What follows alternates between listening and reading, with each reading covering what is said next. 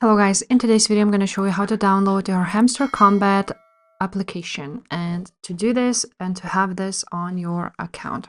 So first of all, you want to open up your Telegram, and now on the search bar you want to write down Hamster Kombat and click on the first verified account, Hamster Kombat bot.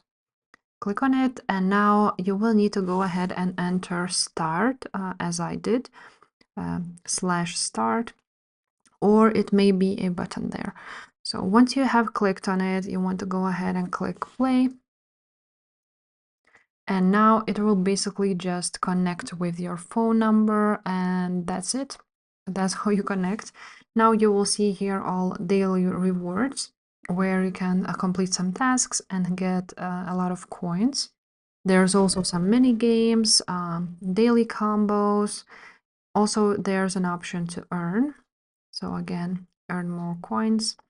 There's a option to mine, so you can also go ahead and use your coins to level up your hamster, and that's basically it, guys. There's also airdrop option where you can withdraw your funds to your Ton wallet, but for now you can only connect it.